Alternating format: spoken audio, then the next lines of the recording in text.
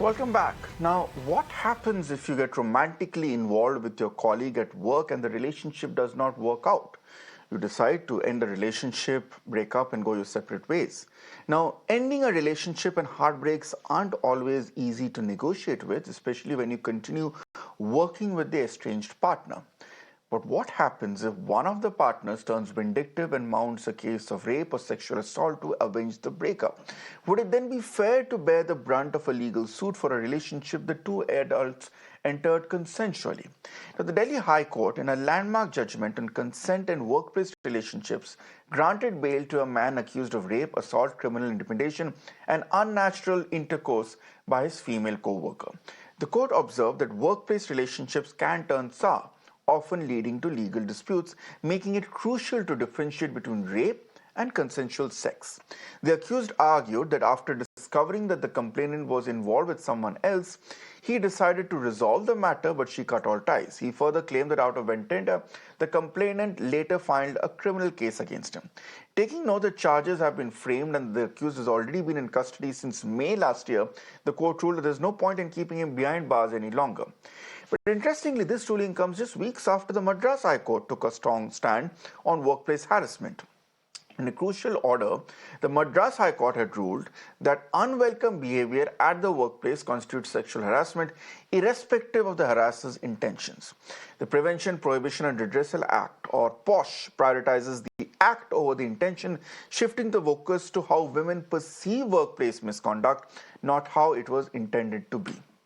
On a very important discussion here, which impacts every working professional in the country today, I'm very glad to be joined by my esteemed guest. I'm joined by Dr. Charu Wali Khanna, former member of the NCW and a senior advocate. I'm also being joined by Tahira Hassan, women's rights activist, and also by Rishika Dhawan, advocate and managing partner at MR LexCorp. Let me begin, of course, with Dr. Charu Wali Khanna. Dr. Khanna, as a member of the NCW, as a former member of the NCW and a senior advocate in your own right, how do you view this observation coming in from the Delhi High Court while granting bail to an accused, while simultaneously juxtapositioning it with the Madras High Court order, which we received a few days ago? I think both the orders are very good. And in fact, the Delhi High Court order is really a landmark order because what is happening in the workplace when we have more and more women, we're encouraging women to enter the workplace. So it's natural that when the opposite sexes mingle, there may be relationships may develop, but also nothing is permanent. So the relationship may sour and it may end. And then what happens is like this: the particular lady in this case, she became vindictive and she filed a case of rape.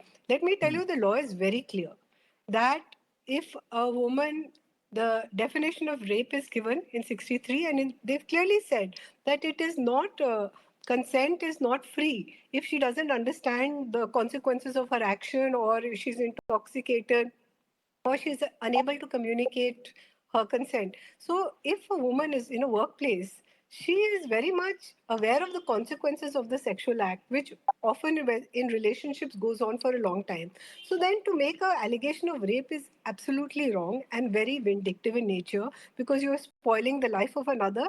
And what is happening is many of these so called false rape cases are coming as a result of which the real cases, they are not getting the kind of justice they require because there's a very high rate of acquittal in the rape cases, and a, a lot of them are actually what they say love or love gone sour.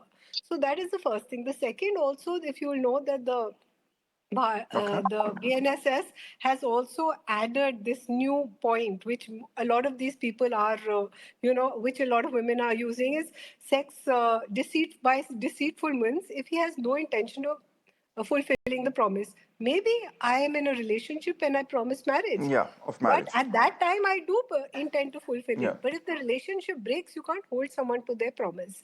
And as far as the Madras High Court, I want to very clearly say, unwelcome is again in the rape case also. You have to tell the person, I am not willing. So if the person keeps on kind of harassing you, then it is unwelcome behavior. If he says, let's go for a coffee every day, despite your refusal, then it is very much unwelcome behavior. If it happens once or twice, it's not. If you Okay. continuously keep getting, yes, you have to communicate that your consent is not there, and the behavior is unwelcome, whether it's sexual interest, whether harassment, whether rape. Even in rape, you have to communicate. If he's forcing himself, you can't just sit and, you have to communicate. Unless you're so traumatized, or you're from a very rural No, area, but again, or the you've point, done the a. issue is, Dr. Khanna, the issue is with the concept of consent is such an ambiguous concept. We have had several high court judgments coming as well as to whether a feeble no is a no or is a feeble no a yes, and only an emphatic no given immediately and promptly and spontaneously is only counts as yes, and nothing else counts as yes. There are so many issues, and I think we are all navigating through this labyrinth of what exactly is consent, what exactly is forced consent, and what is withdrawn consent. We'll come to the concept of consent later. But you mentioned an important point, Dr. Khanna, and I want to bring in Tahir Hassan on this point. Tahir Hassanji, again, this entire issue of fake rape cases that we have seen so much in the judicial system here over matrimonial issues or over other cases in well. Is this also a concern in the corporate India where, as Dr. Khanna is pointing out, the problem with fake cases is that it clogs up the system, creates a systemic bias against genuine rape victims and denies and delays justice for their sake? No, you know that there are fake cases also. There are fake cases of the rape are reported by the women. I'm not saying not are reported. 1% or 2% hardly. You know, not more than that. You can't make it a yardstick or precedent that all women are doing like that.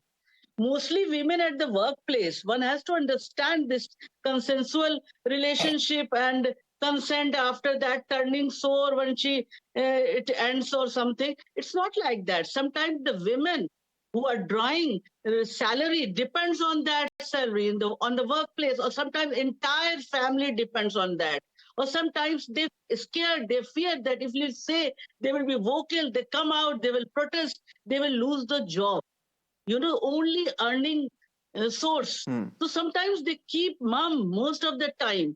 And when they get the enough strength by the colleague and things and then come out. We have seen in the Me Too also this type of cases. After 10 years, 12 years, but you Yeah. can't say that all the women, because the women, whenever the rape takes place, what we have seen in the rape No, cases, I don't mostly think they Taraji, dress, that was the they point. I don't think anyone here meant they, or intended or even claimed that all the women who are filing cases are false rape cases. Here, the issue is made of a more logistical point as to at what point do the volume of fake cases here obstruct justice to the genuine how cases. do we judge here also that this is a maybe that Exactly. consensual relationship, or she might have said no, I don't want to go this today. So what happens? Or by force you want to quit from that relationship, and there is a force also there. So how can you say, can't that be rape? If then in the marriage that we are demanding, that in the marriage, if the unconsensual sex is there, then it should come in the category of the rape. We activists are want this also. So how can you say this? I mean, always when the women cases comes, most of the time they are blamed. Their dress code, their lifestyle, they are going out with the male colleague, so they are not a good woman. This can be happen, and they can't say no. Women can't say no, That's true. and maybe subordinate. They are the officers. They can't say no. Most of the time, I say I'm doing work on the ground. The women say that we can't say no because we are scared that we will lose our job. We lose we will lose our only Fair enough. source of earning, livelihood. So many things are to be Ve- taken in Very that valid kind of. points. It's not like that only. Very valid That points being always, named I'm by not always 5%, Very 6%. valid points being highlighted by Taira ji. And let me then sum up and then take the question further to Rishika Dhawan, who's also joining us. Rishika, as someone who is an expert and someone who has specialized in the formulation of the SPOSH code and the Vishaka guidelines, when it comes to consent and where it comes to a formal relationship in a professional space here, where do we draw the lines? Because the POSH guidelines are very clear. What matters is how the woman in this case perceives the action at this point, not the intent of the person who's committing these actions here. How does that then be juxtaposed in a case where at one point the woman had probably given consent for an office relationship, and later for whatever circumstances that consent was withdrawn? So, Ritanshu, there are three main points to be considered while understanding sexual harassment. Point number one is it's subjective, which means whoever felt whatever that person felt. Second is intention versus impact. Intention versus impact is what was the intention of the person versus how a person felt of the act. The impact outweighs the intention. And rule number three, wherever there is consent, the aspect of harassment evaporates. So it is consent, which means the two people agreed to a relationship and are engaged in a consensual relationship. All three aspects are dealt by the committee at all private organizations to understand sexual harassment. Now we are touching upon the second and the third point, which is intention versus impact versus consensual relationship. There are various judgments which have clarified that it's very difficult to draw a line when it's a consensual relationship and when it turned bitter or sour. And there should be a substantive time Yes. that should be elapsed from the time a breakup has happened at workplace between two people, and from that time the incident that has occurred. And that analysis is done not just in some of the cases but in most cases, because it so happens that earlier the workforces had less of women. Our grandmothers never worked, but then our mothers started working, and now the population is much more, and the next generation will have an equitable distribution of the genders. So the word consent is yet to be interpreted, and it is case to case. So it's very difficult to draw a line and say that all women do misuse the word consent here. And intention versus impact, the intention of the person being established versus the amount of impact. So, for example, here we are discussing about a rape case. The impact is the impact of that rape, but whether that rape was an outcome of a consensual relationship or was just an intention of a person in a friendly relationship, this is to be analyzed at all occasions in all organizations and by all IC. That's the tact of an inquiry. So, Rishika, if you're saying that, and I agree with you on the point that there cannot be sweeping generalizations blaming either gender as the default victim or the default villain in this case. But Dr. Charu Khanna, if we have to go by this issue case by case, given the fact that, as Rishika has pointed out, the concept of consent is not very well defined and understood and is a constantly evolving term, we do reach her roadblocks like this in which we are not sure as to when exactly was consent withdrawn and why was consent withdrawn. And at times when we have these debates going on, larger debates going on over marital narrative, which talk about, even if there is a marriage which implies a automatic consent of sexual relations, it always has to be up to the consent of a woman every time she is being involved or asked to join a physical or sexual activity. Should those guidelines not apply to even a corporate relationship, that even if one is in a consensual relationship, in hindsight a person has the right to withdraw consent, realize that no, I was being coerced into it because of emotional reasons, because of professional reasons whatsoever? No, I totally agree with you. That's why I said that in both, if you see the word consent and unwelcome. What is consent? Consent must be free, and the Sexual Posh Act very clearly says unwelcome behavior. So, like Rishika said, I was in a relationship with X for a long time. His behavior was not unwelcome. The relationship got over, uh, and then he has no business to harass me. If he harasses me, then that is becomes unwelcome. I have to communicate to the person that it is unwelcome behavior. And it's all depends case to case, because I'm also part of many ICs, and we study them. We ask them that when did he harass you? What did he do? So then it becomes clear that what was his intention and what was the impact on her.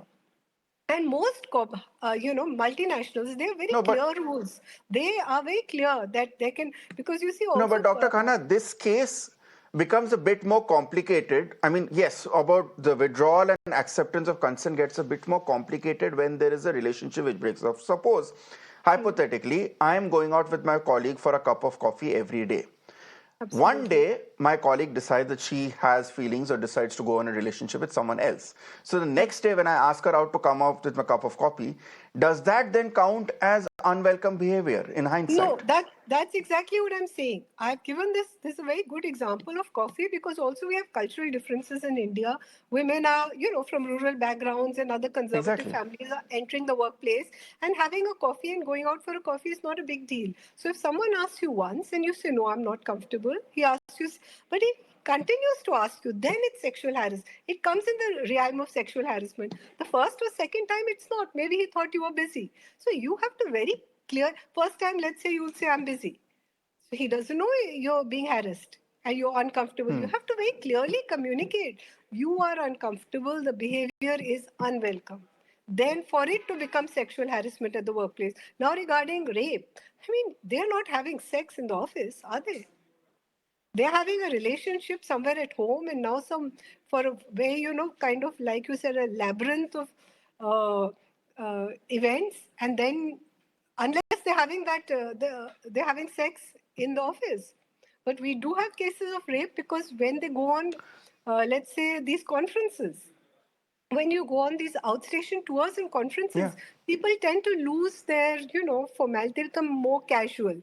And there's a lot of liquor involved, and, people become a little bit more free with each other.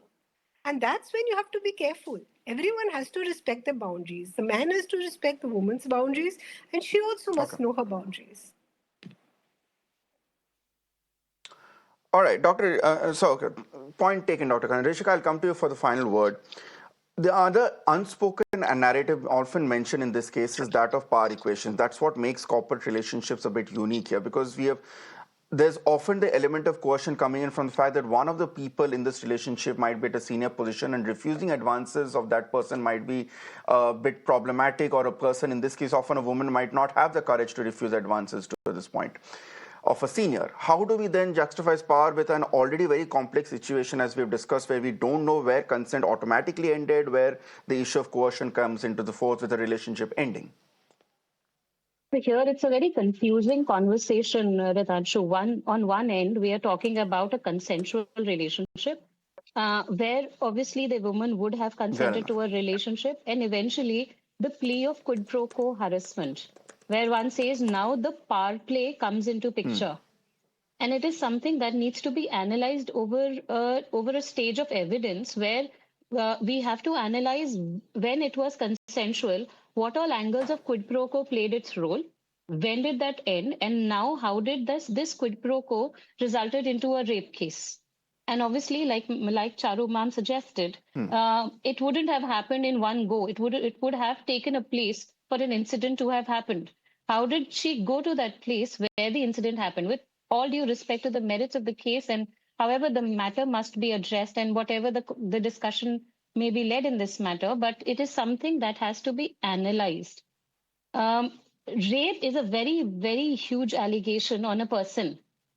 And while that is being put, the Yes. background of consensual relationship, workplace relationship, their long-standing tenure in the organization, all of this needs to be taken in place. So one has to check whether the authenticity of rape is consensual or it is something that is being misused.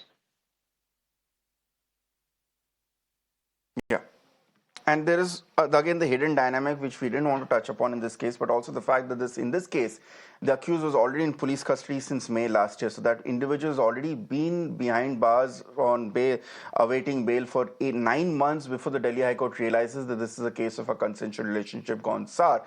That is a separate dimension as well. Thank you so much, Dr. Charu Ali Khanna, Rishika Dhawan, and also Tahira Hassan. I admit that this is a debate which, I mean, this is an issue which merits a much larger debate, but at least we've got the conversation started.